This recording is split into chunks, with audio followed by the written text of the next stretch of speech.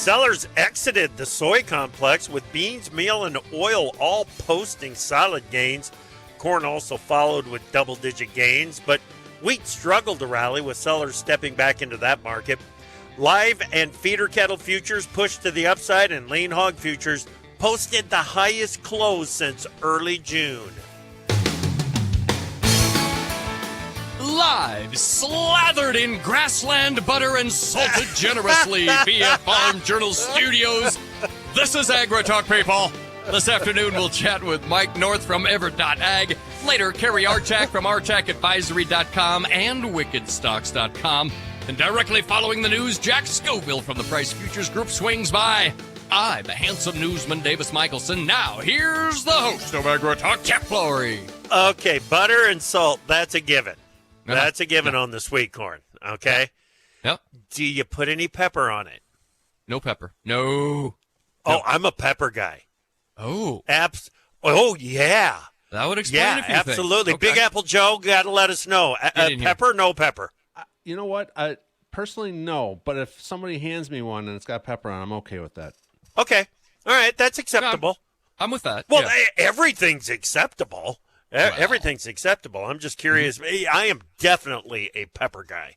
Fresh ground, baby. Whew. Okay. Man, that's good. That is good. Welcome to AgriTalk. I'm Chip. That's Davis.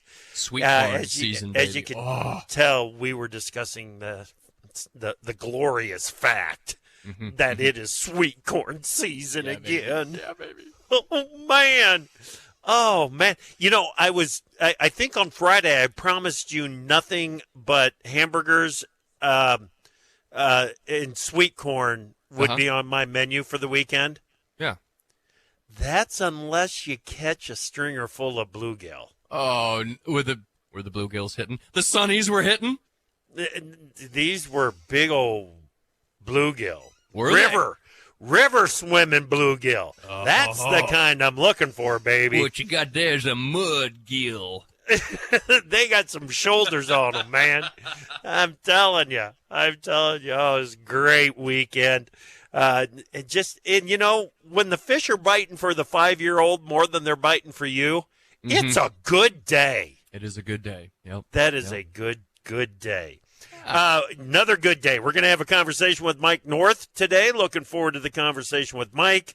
Cary Artac coming up at the end of the show. We'll get his ideas on what the charts are telling him. Of course, Jack coming up right after you get done with the news.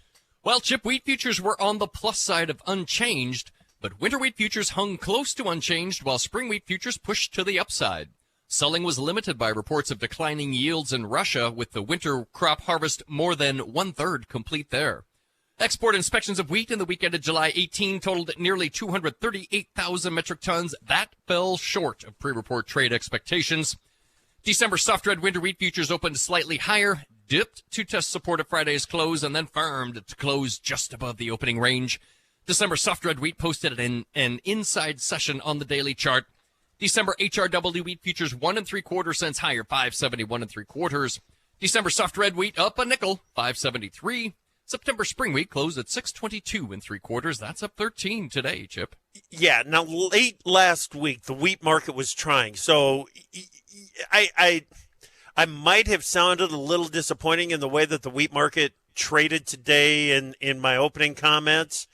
But come on, SRW up a nickel. Spring wheat up a dime, HRW on the plus side after the way that things performed last week. I mean, it was a pretty good day. Well, December corn futures opened slightly higher and on session lows and rallied to close near session highs. Export inspections of corn in the weekend of July 18 totaled nearly 971,000 metric tons. That was in line with trade expectations. USDA this morning also announced the sale of 133,000 metric tons of U.S. corn to Mexico for delivery in the 24-25 marketing year. The weather forecast calls for seasonal rains in the eastern corn belt, but the western belt expected to trend drier, with some forecasters raising concern about potential post-pollination crop stress. September corn futures 9 3/4 cents higher at $4.25. Chip, that's an upside SAS close. December corn up 10 1/4 to 4.15. March corn futures closed at 4.29 1/4, up 10 3/4 cents. Yeah, and it sounds like Taiwan is also shopping around for some corn, and the U.S. is competitive right now, so who knows? Might be able to get that Taiwanese business yet this week. Export inspections of soybeans in the week ended July 18 totaled 327,000 metric tons, in line with trade expectations. Soybean meal was a willing participant in the rally, and soybean oil was supported by reports the European Union decided to impose anti-dumping restrictions on Chinese biodiesel imports. It's been widely reported that China is exporting biodiesel feedstock that's contaminated cooking oil rather than used cooking oil, and the European Union seems to be first to take official steps to halt the practice. November soybean futures opened higher in on-session lows and rallied to close above last week's high. August beans 20 and 1/2 cents higher at 11.17 3/4. September beans up 28 cents to 10.64 3/4. Novi beans closed at 10.68 3/4. Chip, that's up 32 3/4 cents. Yeah, August soybean meal today up $6.80. The new crop December up $11.90. So nice move in meal. And we had September bean oil today up 57 points.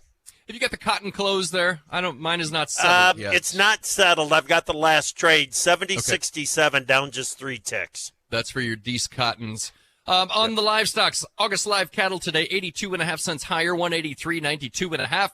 August feeders, 80 cents higher at 256.40. And August lean hog futures today, 80 cents higher, 92.37 1/2. Chip. Yep, we did get a bullish reaction to that cattle on feed report that was out on Friday. So good stuff there. Thank you, Davis. Let's bring in Jack Scoville, Price Futures Group. Jack, it's a Monday, and we're not talking about getting hammered in these grain markets. We got a really nice rally in the soy complex. What's going on? Well, people got hammered, but only if they were short going into the day. Those people got hammered today. Well, I think you look at the commitment of traders showing the speculative short was grew once again. And there was a lot of talk last week about how big the speculative short was. And I think the rest of the trade decided to punish a lot of those funds for being quite as short as they are. The export inspections were okay. And the weather is an unknown factor here. It's going to be pretty nice this week. It looks like it's going to turn hot and dry as we go into the 1st of August. And I think that really helped the beans out as much as anything. Just that forecast that we could see some damage to a bean crop that's already on the small side. So all sorts of bullish factors going on here. It's nice that the market finally reacted. Yeah. Yes, it certainly was. Give me 30 seconds on your reaction to the news from President Biden. Well, I guess it was kind of inevitable. I personally thought he was a great president. I think he did a lot of really good things for the country. So I'm personally a little bit sad to see him go, but there's no doubt he was kind of diminished. And we'll see what happens next. I'm definitely not a Trump fan, so we'll take a look at Harris and see how she stacks up. But as long as the Democrats are kind of in control, I think we're in a better spot.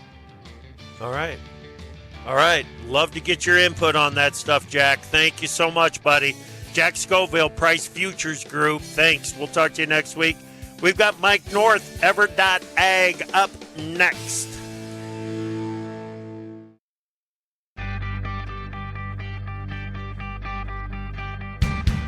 We don't make the news, we render it. AgriTalk. So, Davis, I'm sitting here thinking all day, wow, what a beautiful day. Doesn't look like we're going to get any rain, blah, blah, blah.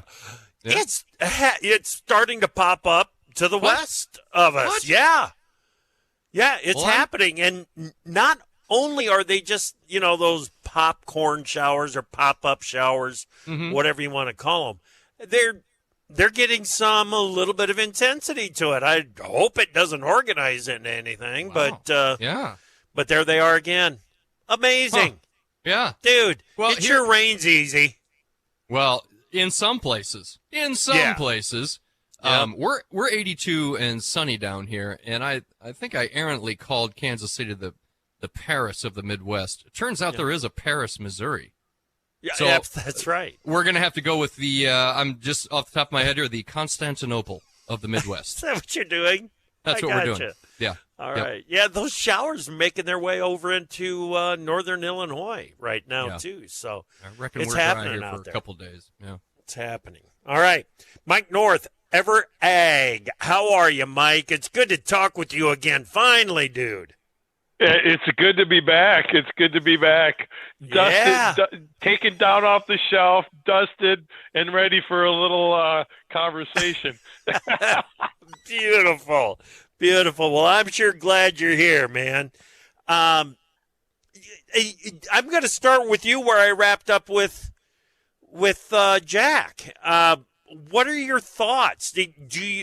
Does the decision of President Biden to not seek re-election, to pull out of the race, does it adjust the way that you look at any of these markets? Absolutely. Basically, we've been internally today calling it the Trump bump. Okay.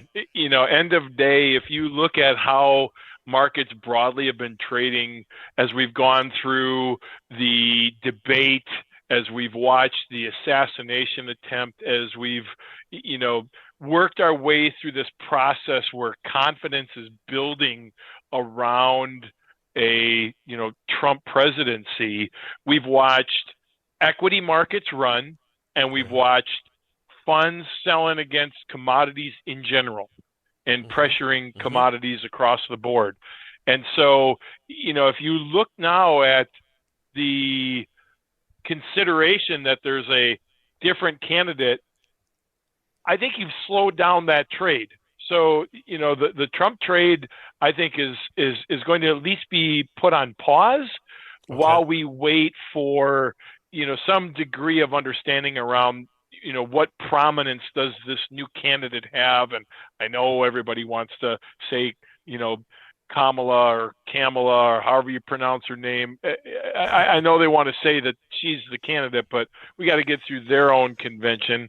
But yeah, I think we put that on pause for right now, and money managers are going to have to, take a little bit of a step back and say, okay, how do I want to be aligned as I go further down the tracks? Yep. You pronounce her name Harris.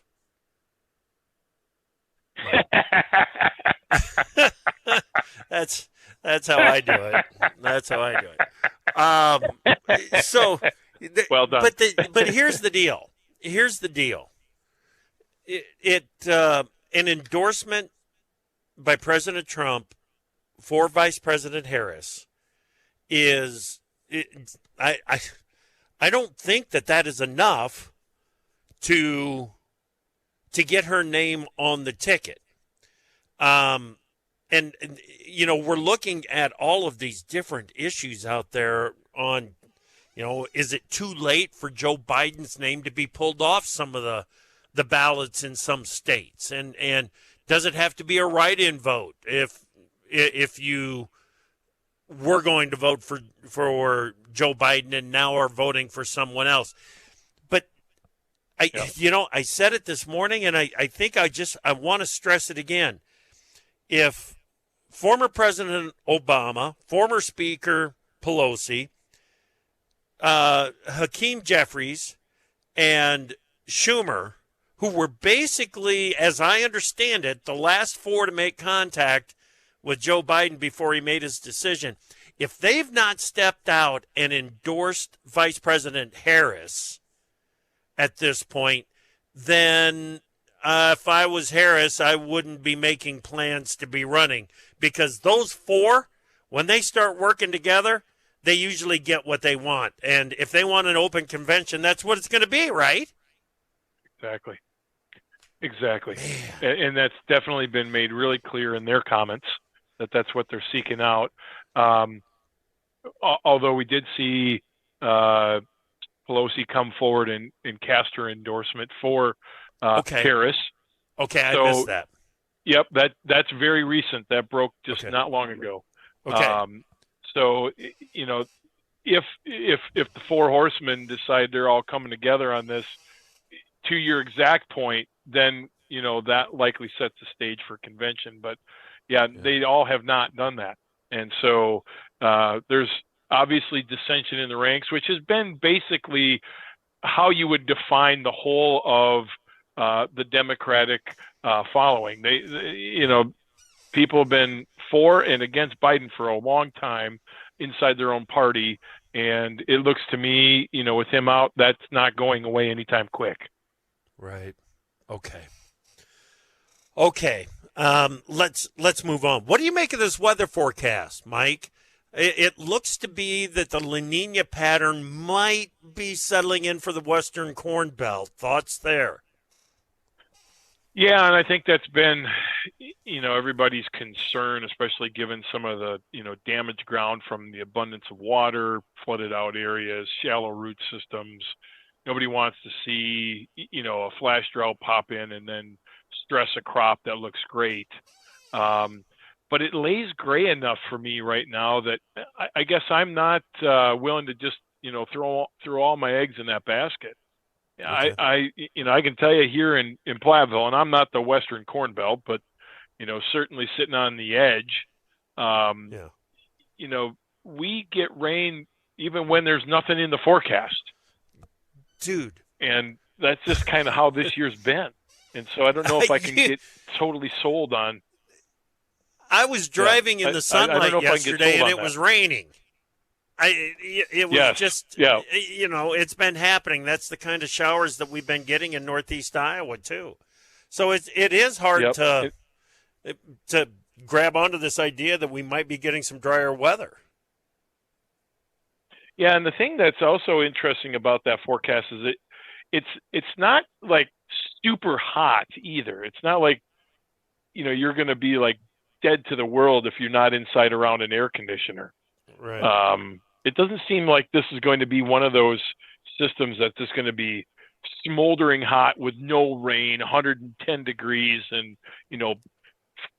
frying the crop down to a golden crispy brown. It just doesn't feel that way. And with the amount of moisture we've put in the ground too, I wonder, given that this is falling a little bit after pollination, if we're ultimately going to have enough soil moisture to carry it, even if we go without some water. Right. Yeah. It will be interesting to see if the crop does show stress. If it actually shows stress, those concerns that you mentioned earlier about the shallow-rooted crop and things like that, then it's legit. Then we got to be concerned about it.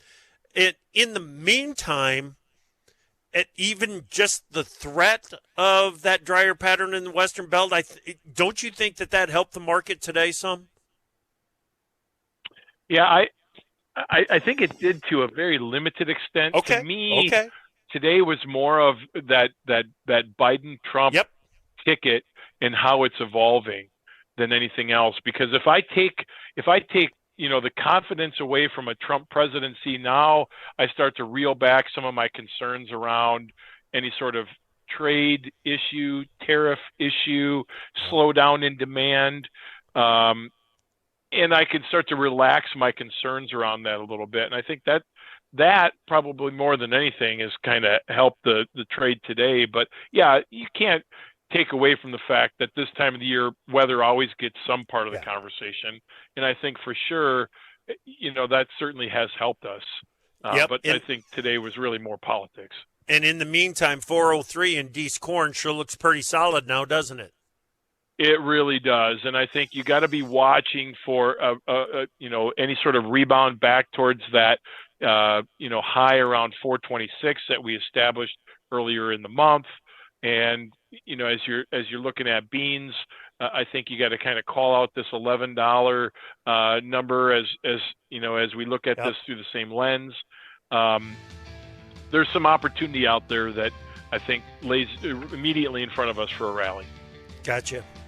Good stuff. Okay, Mike, we'll wrap up the conversation on corn and soybeans, maybe get just a touch on wheat. We need to talk some dairy when you come back, and then I want to get to cattle and hogs with you, too. We're talking with Mike North, Ever Ag.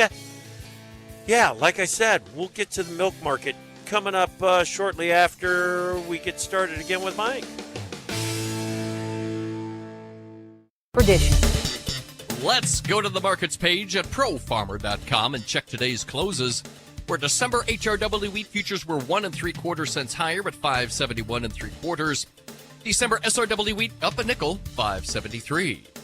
September corn futures were 9 3/4 cents higher at $4 1/4. December corn up 10 1/4 cents to 4.15. August soybean futures 20 1/2 cents higher on the day at 11.17 3/4. November beans closed at 10.68 3/4, up 32 3/4 cents. At last report, cotton December contract remained unsettled, down 3 points at 70.67. On your livestocks, August fats 82.5 higher, 183.92.5. August feeders 80 cents higher, 256.40. And August lean hog futures today 80 cents higher at 92.37 1/2. Get more market news every market day. Visit tryprofarmer.com. Opinions expressed on AgriTalk do not necessarily reflect the views of Farm Journal Broadcasting, affiliate stations, or sponsors. The best talkers in ag, including you. Join the conversation on AgriTalk. Call us at 855-4TALK-AG. Welcome back to AgriTalk. I'm your host, Chip Flory. Glad that you are with us. Mike North, Ever Ag, is my guest analyst today.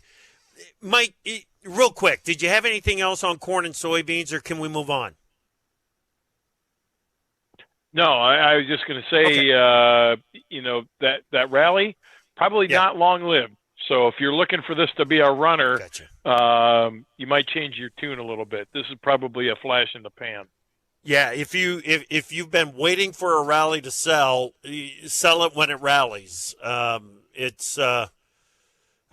Don't don't wait. Don't hesitate on this one. I would agree with you.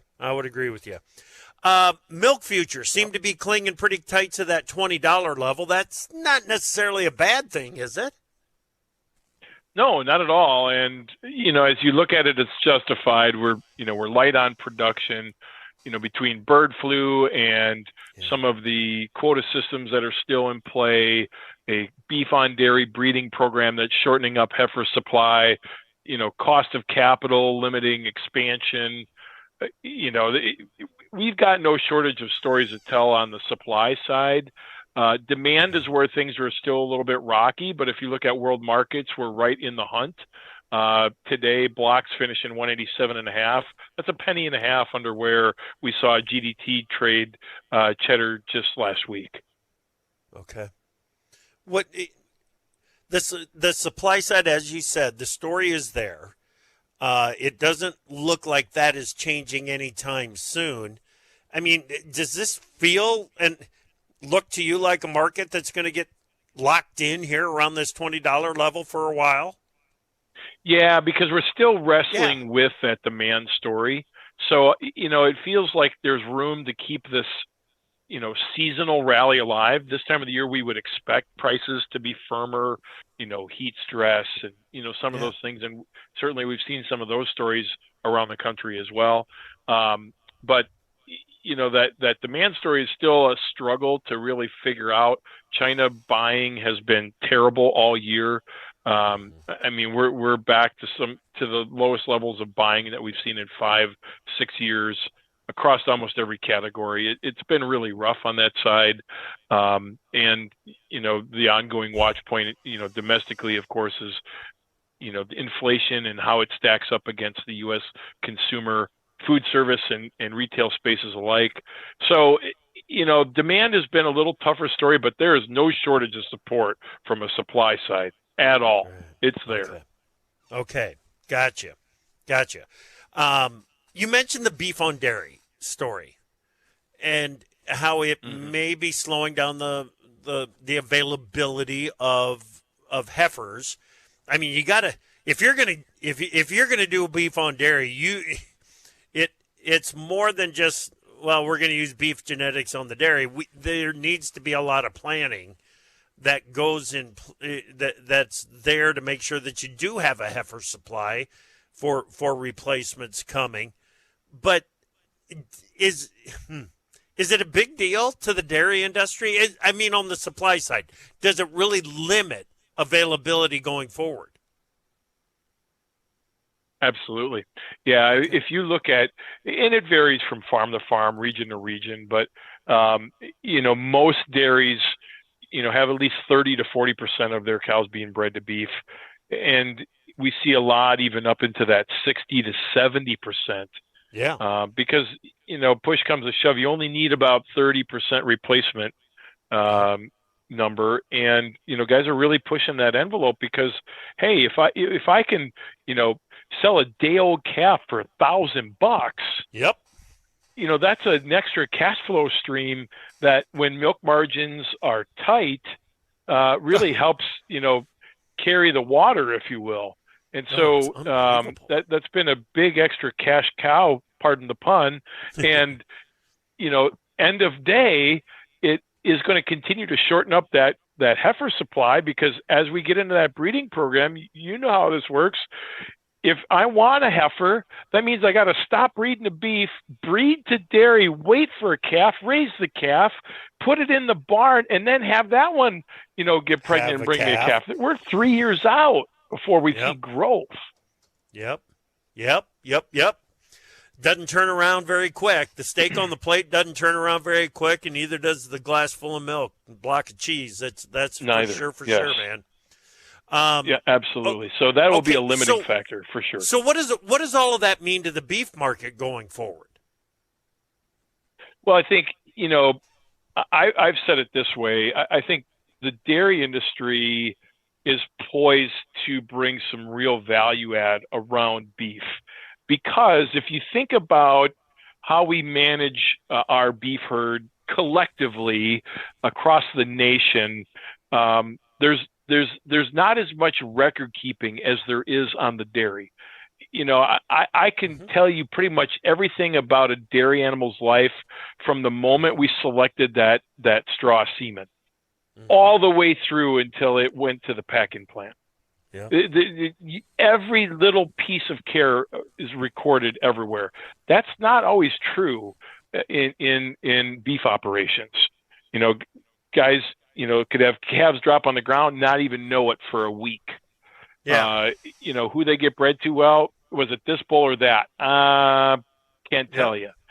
We just don't have that. So think about where some of the discussion with the consumer's gone. We are talking about traceability. We're talking a lot about carbon footprints. We're talking a lot about things that require intense amounts of data and a watchful step at every point along the path. That is something that I think, from a value add perspective that dairy can bring to that space, not to take away from beef, but to add more to it.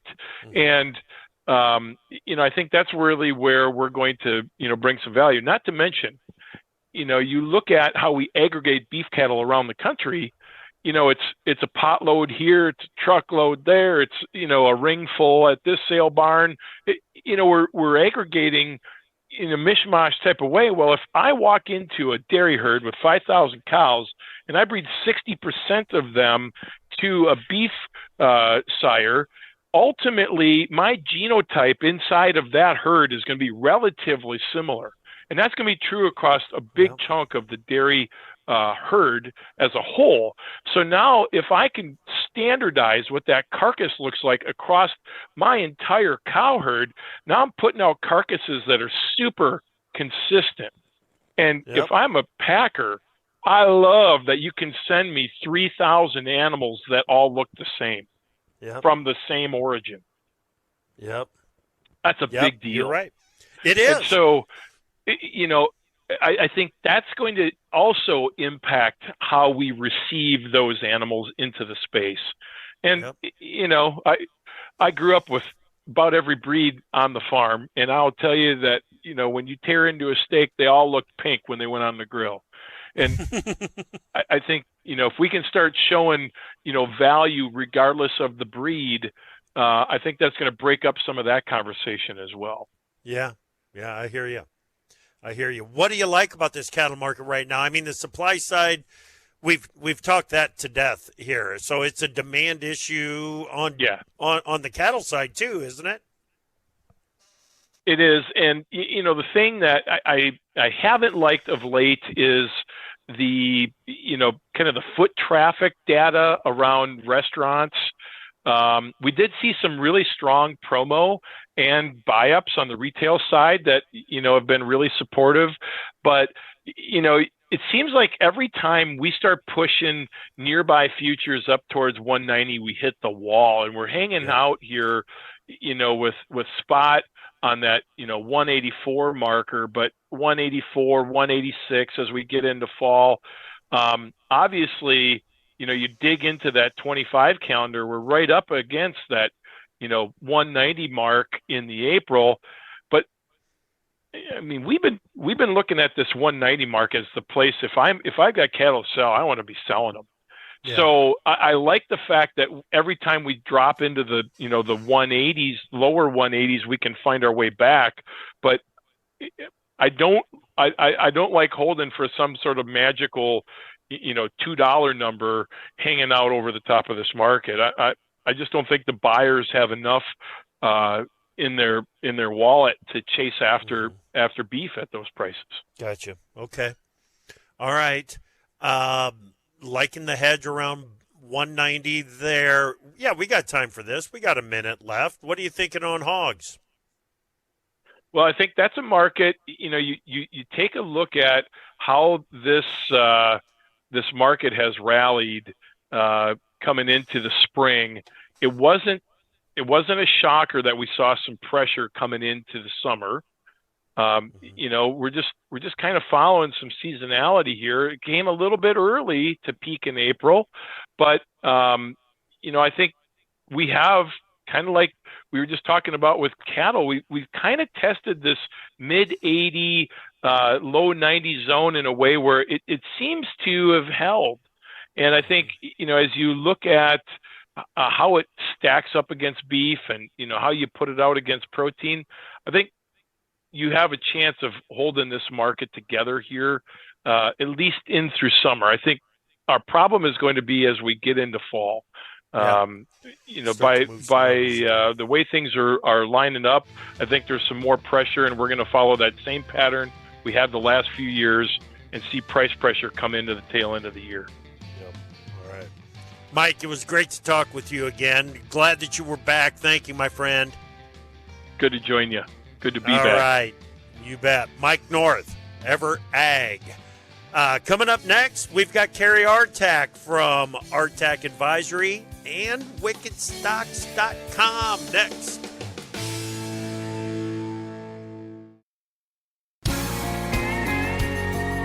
The truth is hard to come by these days, unless you listen to AgriTalk. Welcome back to AgriTalk. I'm your host, Chip Flory. Glad that you are with us. Man, it was good to talk to Mike North again, wasn't it? It absolutely has. Mike North from Ever Ag. Yes. Yeah. We can cover a lot of ground when we get Mike on here, and he's always quick to say, "Yep, this is the level that you want to be looking at getting some coverage on," and so on. So it was a good conversation with Mike. You bet. Very good. Very good. Cary Artac, Artac Advisory is with us now. Hey, Cary, how are you? Hey, Chip. Good. How are you? Doing real fine. Don't forget, you can go to artacadvisory.com. That's ARTAC advisory.com and get signed up for a free trial. You can also go to wickedstocks.com and get signed up for a free trial there. Cary and his thoughts are available at wickedstocks.com as well. But get us started with Deese corn. What do you got? Yeah, December corn. So we are still in a long-term bear market by several measures. Most notably, there's a one-year channel top we tested in May that is now at 447.5, dropping every week, was in the mid-450s, upper 450s when we tested it in May. It is our trend resistance, but I think the rally that we saw today will put that in reach over the next 3 to 5 weeks or so. I've been mentioning on the show how we've got midterm support at 404.25, and we've been testing that like all of last last week, and that is the February low on the weekly chart that was put out when March 24 was front and center on those weekly continuation charts. There's also just below 404 and a quarter, 397 even. And so that is our base of midterm support that can, as I've been telling subscribers, contain selling through August, and above which 447.5 in reach again over the next 3 to 5 weeks. And I think today's settlement above a level that is now around 410, 411 sort of underscores that. 447.5, if tested between now and the end of August, can contain buying into autumn trade, possibly through the balance of the year. If we can close above 447.5, remember that is a moving line study and dropping every week. If we can close above that over the next month or two, we've got a good annual low, and I would expect meaningful gains as we continue into later year. But we're a long way from that. In fact, if we were to fall back and close, I don't see it this week, but over the next week or two below 397 even, that merely sets off longer term bearish continuation. Selling pressures can continue to build. I've got the little stair step all the way down 363 even the next 3 to 5 week, 318 within 2 or 3 months. And we could, if we close below 397 even, continue south to 293 half as we move into spring of next year. That is a big picture long-term support area that I'm not expecting, but I would say that closing below 397 even, one should prepare for that in terms of setting longer term hedges. Let's move on to November soybeans. November soybeans, and I've also mentioned this on the show, put out a long-term sell signal a couple of weeks ago when it closed below a band of support, now overhead resistance between 1070 even and 1083 and 3/4. Now, we rallied back up into that area just on Monday today.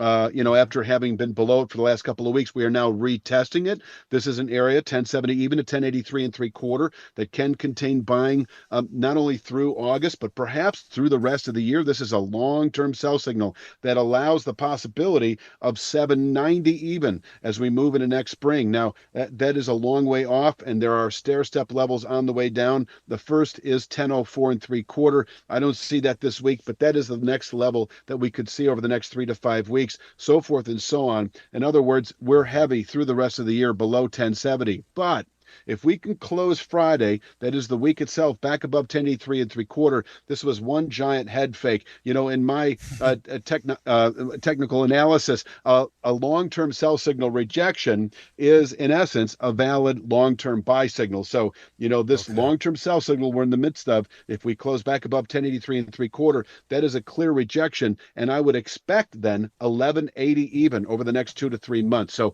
we are right at a big pivot point right now. And unfortunately, we're still below it, but if we can get above 1083 and 3/4, meaningful gains as we move into autumn trade. And finally, the stock pick for the week, the Triple Q, that is the NASDAQ 100 ETF, one of the most actively traded stock entities in the world.